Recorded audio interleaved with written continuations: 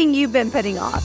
Maybe you say, someday I'll do that, or when I have more time. Whether the item is a big bucket list item or something smaller like going on a hike, now is the time to start your Say Yes list. And we have the perfect process to help you turn these items into reality. Join thousands of others with our free Say Yes list template at thesayyesexperience.com/list. It'll help you stop living in that someday and start making those list items come true today. So download it now at thesayyesexperience.com/list. Welcome to the Say Yes Experience podcast, where we inspire you to get out of your comfort zone and into possibility. Our mission at the Say Yes Experience is to empower 10 million people to say yes. If you're new here, welcome. We're thrilled you're here. I'm Jessica Rector. I co-founded the Say Yes Experience with my then 9-year-old son Blaze, based off his idea to let's just say yes to things. I'm one of the top experts on burnout, and companies and conferences hire me to present on mental health, wellness, and burnout prevention. As the #1 best-selling author of 11 books, keynote speaker, and a burnout specialist, I've seen so much with our clients. The Say Yes Experience was started to help you really start living, to do the things that light you up, have more fun, and turn your dreams, or what we call Say Yes list items, into reality. So thank you for investing in yourself and being here. Now let's make it happen. Imagine your parents moving to another country, buying an older house, and deciding to fix it up. Our guest, Arden Stringer, had a big say yes when she unexpectedly decided to join her parents. If you've ever thought about living in another country, or just visiting one, or maybe just navigating another city, this is the episode for you. Arden shares her journey of venturing to another country, finding her way, and creating a life in an unfamiliar place. Sounds intriguing and fun. All the while sharing her story and her parents' house renovation to her huge social media following. And please help me welcome my guest today, Arden Stringer. Woo! Thanks for coming on the show, Arden. Hello, thank you so much for having me. I'm so happy to be here today. You have such a beautiful name. I love that name, Arden. It's unique. But I love your story. So you used to live in Texas, and then you had a say yes and moved to another country. So tell us a little bit about that, and who came up with the idea? How did it happen? Because that's a big one. So this is such a long story. I'll try and trim it down as quick as I can. But so my family and I have 2 brothers and a sister and my parents. My sister lives in California, and my 2 brothers and I, with my parents, lived in Dallas. And we'd been there basically for 30 years while my dad was a doctor at a hospital there. And we're Irish in our ancestry, quite far back, less Irish than I feel like a lot of people are. But we just really strongly related to it. And we grew up Irish step dancing and being really part of that culture. And my brother took that very seriously, and he became a professional Irish step dancer. So he's been living in Ireland on and off for the last 10 years. Touring with different Irish dance troupes, and now he teaches Irish dancing. So he's really kind of planted himself over here, and we've been daydreaming about it for 5-10 years, like everybody does. They have to, when we retire, we're gonna, buy a villa in Italy or whatever, One day. I know, exactly. But someday became maybe tomorrow, maybe next year, because during the pandemic, my dad was looking at retirement. He faced a lot of health issues. He had a brain tumor. It was benign. And then he had bladder cancer. And, life just starts seeming more tenuous and just, do what you want now, Absolutely. And so he was about 75 and retiring. Thank God. He's been working for so long. He deserves a break. And he and my mom were like, well, we were in Dallas for your work. My mom's an artist and can work anywhere. And they started looking at their retirement visas in Ireland during the pandemic. And it took about 2 years for them to really get all that paperwork done. It's a huge, bureaucratic, logistical, not nightmare, but undertaking. Right. And it took them the better part of 2 years to really to get approved. And they weren't really serious about looking for property until they got approved for that visa. Right. Putting our house on the market. I was living at home during the pandemic, so they didn't start looking at putting our house on the market until, the visa became a real thing. And so I'll stop there and give you a chance to absorb. Oh my gosh, so it's fascinating. So do you think you primarily, were they looking at multiple countries, or did they specifically hone in on Ireland primarily because your culture and primarily because your brother was living there? Yeah, it's really the only place that was in consideration. We love Italy as well, and my family has friends there and they visited there a good bit. But Ireland, because of my brother's dance career, we've been visiting since I was little. My brother's 5 years older than me, so we've been visiting since I was little and have great family friends here. It felt like we nearly had more of a community here than we did in Dallas, just because Dallas is so big. It's huge. And it's just hard to find your niche and your community in such a big place. And we had our people, but just looking for a change. And when you're thinking about that change, Ireland was really the only place we wanted to be. And what strikes me so much is, so I'm in Fort Worth, so I'm right there in Metroplex with you, right? And my son and I, he's 10, Blaze, he and I went to Ireland last summer. Now, I had been before, but we did this what we call like a 30-day say yes journey. So we went to 4 different countries and we just tried different things and different food and different experiences and that kind of stuff. And one of the ones that we really loved on that journey was Ireland. Like, I'm part Irish too, right? But going and seeing how just different countries and cultures work. But one thing that fascinates me about Ireland is that we went to Dingle, and that was one of our favorite places in Ireland, was Dingle. Well, it's a small community, right? It's small. It tends to be a summer hot spot. Lots of tourists there in the summer. But what we loved is we did an Airbnb, and our host said, "Oh, don't worry about locking. Like, people don't lock the doors. We don't lock our cars. We don't." And I was just like, "Yeah, we would never think of not locking those things like in Texas, right? Or even in the United States. It's like we would never think of it. You could walk safely around there, or not fear anything." And one of the things he said is, in America, different cultures have perceptions of America too. But he said in America, people are carrying around guns all the time. And in Texas, that's definitely true, right? And he's like, you would never see someone out here carrying around a gun. Like, that's just unheard of. People are so incredibly safe. Yeah. No, well, that may be why people are carrying around guns too. No, it's such a different way of life. It is. It's a much slower way of life and a simpler way of life. And maybe simple is not the right word, but it seems more in line with our values. And like, for example, I live in town with my brother when I'm visiting. Right now, I'm still kind of transitioning to living over here, and I'm going to start my MBA in Galway in the fall. Oh, nice. So that'll be my ticket to a visa in the short term. Yeah. But when I'm visiting, I'm here with my brother, and we went over to our parents' house for dinner, which is about half an hour outside of Galway in Uachtarard. And we just went over, and there were like 3 cars parked outside. And we were like, who's at the house? So we walked in, and a bunch of my parents' friends had just called in for a cup of tea. And that's just not something that happened in Dallas. And it wasn't because they didn't have friends. It was just not the way. Like, life is too fast. People are too busy. They just don't come over for a cup of tea to have a chat.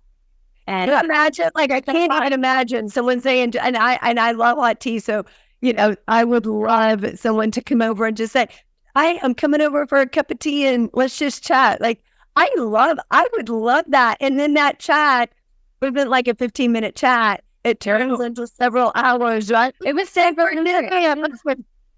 That's what happened. We had spaghetti bolognese, and my mom was like, gosh, I hope I have enough. Like, the girls are still here. And I was like, well, we'll just pull up a few more chairs and make some more pasta. Like, now this is our life now. And like, more the merrier. There's always room for one more at the table.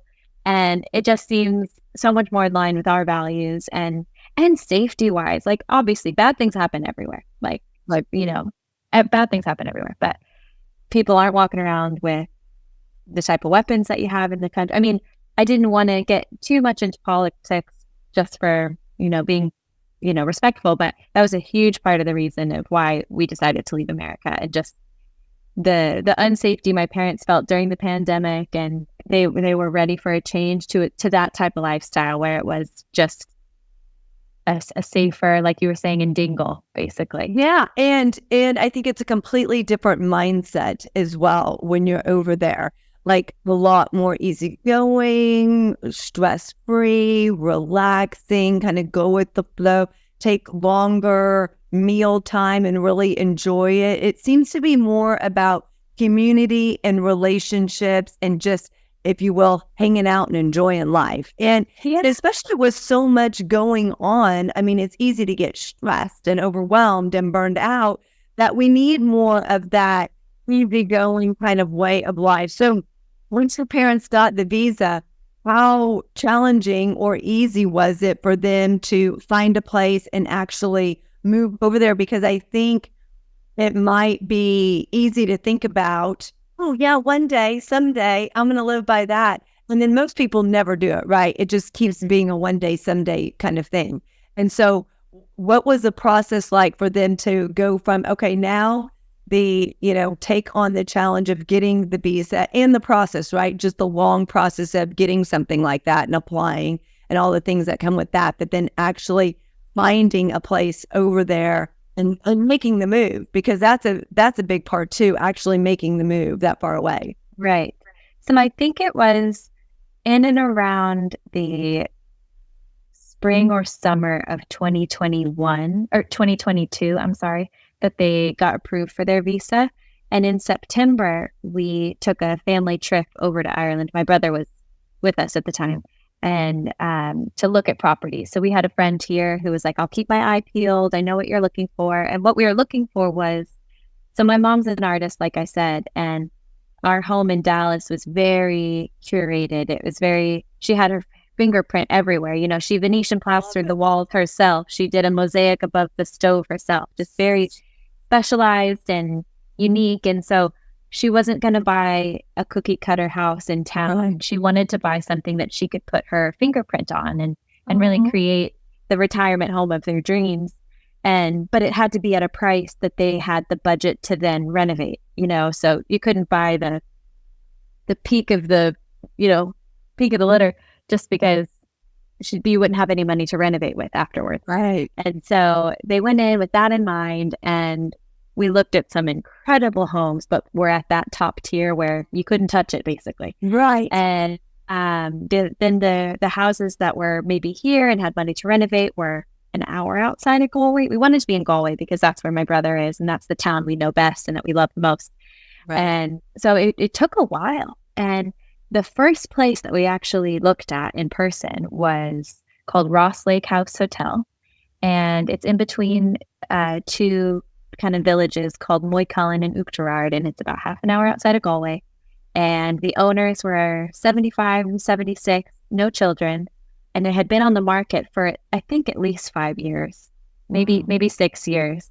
And it sounds crazy to buy a hotel, but it was on 7 acres, and it was at the price point where they were able to finagle a budget for turning it into what they wanted, turning it out of a commercial space, because it has a commercial kitchen, it has an event space. Wow. I mean, these things haven't been touched probably since the 80s or 70s, but big spaces. And so to turn that into a residence, it's gonna take a lot of demolition. It could take a lot of finances too, and time to do that. Yeah. And time. Yeah. So they looked all over and they just kept coming back to the hotel, and it's on a beautiful piece of land.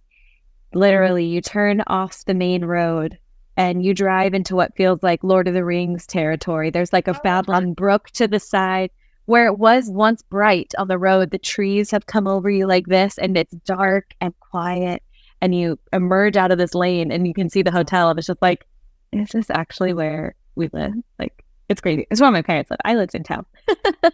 And it is just beautiful. And the owners themselves lived in a smaller property, or a smaller house on the same property that they called the cottage.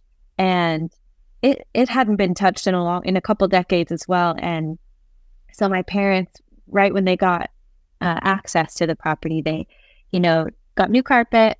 All of the siblings and I painted everything, baseboards, skirting boards, walls. Oh my gosh, I love it. Just gave it a fresh coat of paint, fresh carpet, and just made it, a tiny bit freshened up for them, because that's where they will be living for the 2+ years that it'll take to renovate the big house. Oh my gosh. Then what are they going to do with the cottage once the big house is renovated? Have they thought about that? It can be a guest house. It could be, a house for one of the children as we get older. It's an asset for sure to have that little house. Yeah. But no specific plans for it yet. How fun is that? And we connected on social media because I started seeing your move from Texas with that. And when I went, it's so funny, when we went to Dingle last year, I even said, ooh, I wonder how much properties are over here. This would be a nice summer residence is what I thought. And we can just hop over there in the summer and get away from it all. So I know that feeling of wanting to be there and in that environment. So we connected on social media and you were showing some of the things. And so it'll be interesting. And I hope you do this, which I'm sure it's probably your plan, to continue to show renovations and how things start and where they're going to be and stuff, because we always like to see the before and the after. Is that what you have in mind, to show all that? Yes. So did you find, was it just my personal video that you saw on social media? I can't remember. Yeah, okay. It was. So yeah. I also have an account for, so the name of the hotel was Ross Lake House Hotel, but the original name of the land when it was a Georgian manor back in the 1860s was Killigile. And Killigile means Church of the Foreigners or Place of the Standing Stones. And we love the Church of the Foreigners translation for obvious reasons. Yeah. And so I have a TikTok and an Instagram as well for Killigile House. And I've been sharing hotel tours, cottage renovation. We just exposed some of the original stone underneath the plaster of the hotel. So lots of fun. That's super fascinating. I will definitely have to connect with that, and we'll put that in the show notes and everything, because that stuff is really fascinating. Oh my gosh. Isn't it? How cool is that? So then your parents found a place, and then how did you go about, they got a visa. How did you go about getting over there?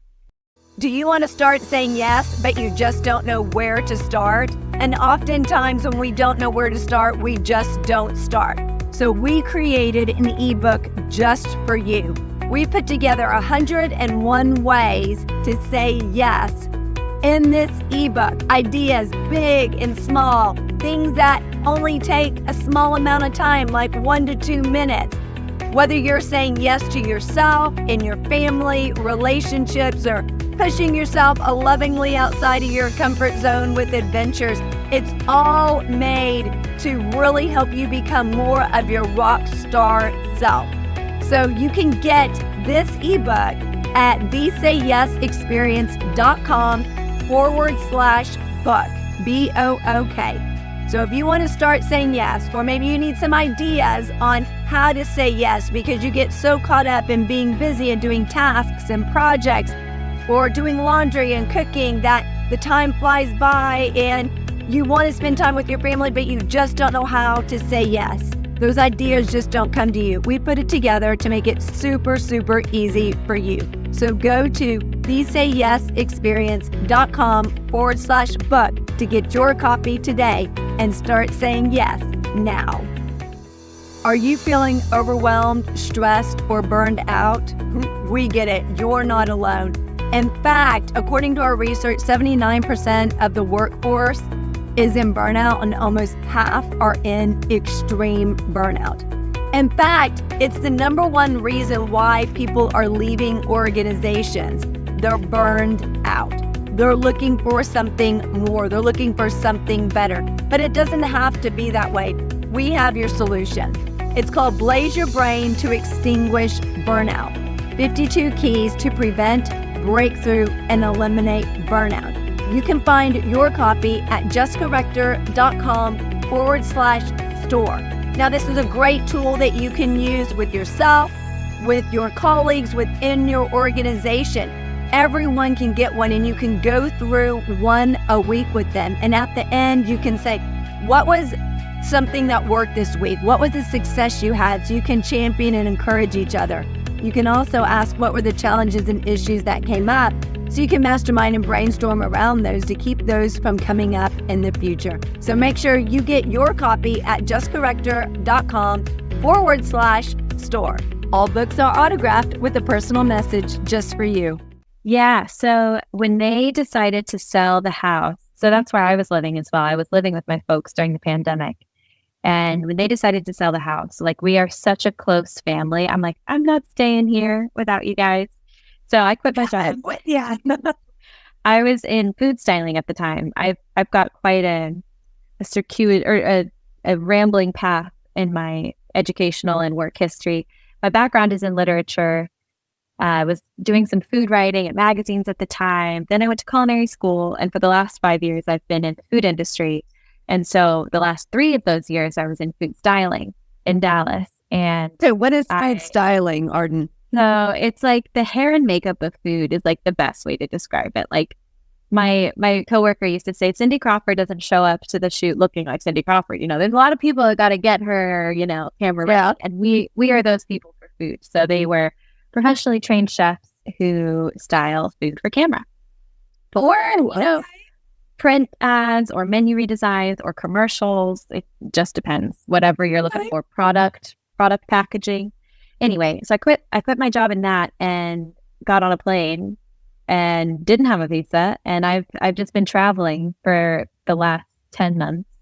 And my boyfriend lives in Scotland, so that's handy. I'll visit him. I'll go visit some of my friends. I've got friends in Austria and all over the place. I had been saving for the last 3, 4, 5 years, knowing that something like this was probably coming, and to give me the breathing room to do that. Yes. And since I've been here, I've decided to go back to school and go to Galway University for my MBA in digital marketing. And so starting in September, I'll be on a student visa. So. Nice. Okay. And so how long is that student visa, or how long is that program for your MBA? It's a year. And then I think there's a scheme right now in Ireland for those who receive a higher education degree that you have 24 months to seek employment in Ireland. It used to be 12. I recently read 24. I'm still unclear on that, but I know there is a window after your student visa to seek employment in Ireland. So that's kind of my trajectory. Yeah, so like 24 months. So did you meet your boyfriend over there, or was he over in the States and he came with you? I met him online, actually, through my brother. We connected on Instagram. So my brother's an Irish dancer. My boyfriend is a Scottish traditional music player, so Scottish trad music player. Yeah. And those worlds are very close, the trad music and the Irish dancing world. And so they connected and they became friends, and then he and I connected. Very cool. Oh, that's a great story. Now, did you connect with your boyfriend before you moved over there? Oh, yeah. So that helped the cause and moving over there. Yeah. It was crazy. We started talking in like June of 2022. And you know how I said my family and I went to look at property in September? I told him, I was like, I'm actually going to be in Galway in September. And he was like, great, I'll book a ticket. So we met for like 2 days. We had 2 days together. And my mom was like, if you like him, invite him back to Dallas for Thanksgiving. And I was like, okay, we'll see. And then I did like him. So I invited him for Thanksgiving. And he came and spent 10 days with us. And then came back for Christmas. And then I saw him in March. And, so we did that for a while. And then he was like, it's very convenient that you're moving over to my side of the world. That's great. So it's all worked out. Yeah, we love happy stories. Oh my gosh. And that's so inspiring for us all who are single and looking, person. You just never know where you're going to meet them and how it's going to happen. So what have your parents been thinking now that they've been over there, they got the property? What's kind of been the adjustment for everyone? So the first several, maybe 6 to 8 months were full of, they got their PPS numbers, which is like their kind of their residency numbers, I think. Someone correct me if that's not right, because I'm not the person to ask. They got their driver's license. They had to take, their Irish driving test. They bought a car. They just all sorts of bureaucratic registration stuff that needed to happen. I feel like every day my dad was like, okay, I gotta check this box and tick this box. Do something else.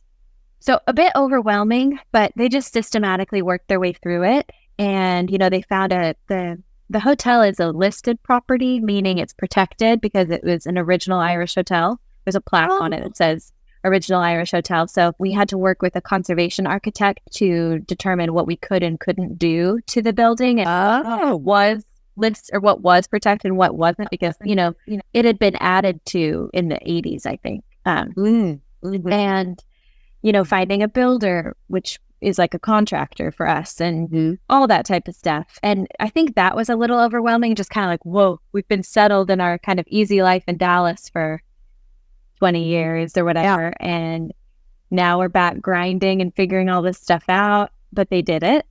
And now they're very happily settled at the cottage and just excited they've gotten their planning permissions approved for the plans that their conservation architect drew up, and just kind of waiting on the timeline of the builder. I think the builder they chose can't begin until the summer. Okay. And my parents actually went back to Dallas in April, I think, for some doctor's appointments. Like I said, my dad had some health issues and he was a doctor in Dallas. So he kind of wanted to go back to the established people he had and get his checkups and stuff done. And now, Arden, when they applied for their visa, was it an unlimited visa? They can be over there indefinitely, or is it they can be over there 5 years and then they have to reapply? How did their specific visa work? And then also, why did you not apply for that same visa initially? Well, so it's a retirement visa. So you have to prove that you have the assets to support yourself and not be a burden on the state. Right. And they're in that position when I'm. Thank you. So it's indefinite. They can stay over there as long as they want on it. They actually have to reapply every year, but from my understanding, it's more of a formality. Like they have to resubmit the paperwork to the guards here at the police, and kind of once they had all the big initial approval, bulk of their paperwork done, and I think yearly it's just show up, present this piece of paper, and it's kind of a formality, is my understanding. Okay, because I was going to say, if they've got to redo that every year or every couple years, and that's a long process, you don't know if it's going to take another 2 years. I mean, right. Holy moly, that could be a long. No, they're in a good spot. They're in a good spot right now. And then once I'm here for 5 years, I can apply for Irish citizenship. So anybody who's a legal resident of Ireland after 5 years can apply for Irish citizenship. Then once you graduate and you find a job, does that job basically sponsor you to stay there? Yes. And I think that'll be a lot easier coming from an Irish university in a well-known program. Like my background in writing and, in culinary aren't hard enough skills to, like hard versus soft, like hard enough skills to get sponsored at the moment. So I've just been doing some freelance writing work in the U.S., just while I've been traveling the last few months and just eating into my savings, really. Well, and I think it's also going to be helpful for you because you have family planted there. Yeah. And when you go and apply for a visa, for citizenship, they also recognize, that you have family that's staying here for, ties to the community, and that you want to stay there as well. I've had so many people commenting on, the different videos I've made and everything, like, how did you do this? How long did you save? Just so many questions. And the whole time, I want to acknowledge the privilege that I have of getting to do this with my family. It's such people say moving house is the hardest thing you'll ever do. And over an ocean is that much harder. And just the culture shock and just the readjustment. And I could have never done it without the support of, I know my family is half an hour away right now. Yeah. If I'm really, really stuck and really, really struggling, I know I'll be able to call on them. But at the same time, it's still on me to figure out my path and my way. And I'm really excited about what's coming in the fall with my MBA. And I've had just lots of opportunities come my way in the last few weeks. And I just feel like what have been some of those opportunities? Well, like you, for example, just getting to speak and share my story has been so exciting. I've gotten some really exciting kind of content development, recipe development things come my way. People who found me from social media like yourself, and I'm just, it's looking good, looking up. And the crazy thing about that, Arden, is we can have the best laid plan and path in place and say, yes, this is what I'm going to get my MBA, and then I'm going to go get a job, and someone somewhere could find you and you can get your MBA and then say, okay, but I'm not going to get the type of job that I thought I was going to get. I'm going to do this instead, or I'm going to travel more and write more. And I mean, we have no idea. And that's what the beauty of it is that, especially when you're in Ireland, I mean, it's so easy to get to so many other countries and explore and travel. So I think that also opens up opportunities a lot more as well. Absolutely. Absolutely. Like when I go visit my boyfriend, I think I pay, 15 euros for a flight, which is like very similar to $15. Yeah, it's nothing. It's not great. It's so crazy. It's so crazy. So, and what do you want people to learn? Because I think there's so many lessons that we can take away from what you and your family have done. What do you want people to learn in their lives? Because, one of the things that your parents have proved is doesn't matter your age, you can go out there and do it. You don't have to wait for some day or any day or daydream about it, but you can actually go and find a way to make it happen, make a plan, as well. So what do you want people to learn? And it might be, questions that you get asked the most or something that you've learned along the way. What would that be?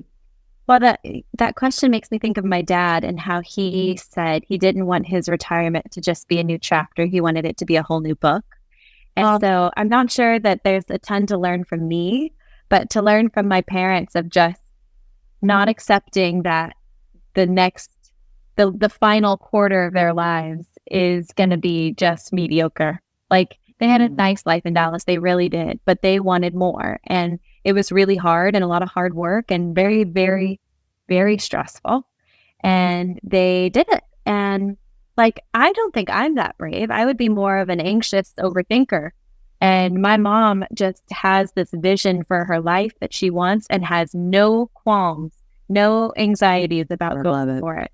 And I think my dad is similar that way, maybe in a quieter way. And it gives me that kind of bravery and that ability to say it like this year has been so uncomfortable for me. It's been incredible and it's been such a blessing and so exciting, but it's also been incredibly uncomfortable. And coming to terms with leaving my home country for good. Like I'm not going to go back to America. I don't ever see myself living there full time again. And thinking about, raising kids here and how they'll have different accents than me and just the small growing pains of accepting the reality of leaving your home country for good. And I guess if there was anything to learn from that is just being okay with that discomfort and just, using your support system and using your voice, talking about how uncomfortable this is and don't pretend that it's not. It's a challenge, but it's also life and it's beautiful and it's hard. And I'm just so glad that we are where we are together. And I can't wait to see where we all are in 5 years. I know, or even in a year. And I think when we lean into that discomfort, that's when we become even more of our best self. When we lean into that and then we grow and we flourish and then that trickles out into other areas of our lives. And, when you said, I don't know if there's a lot to learn from me, but my parents are in this, quarter of this phase of their life that they're wanting to go and do something new and different. But the thing is in any phase of our life, we can go out and do that. And I think there's a lot to learn from you because, Arden, even though your parents did that, you decided to stay in your comfort zone in Dallas.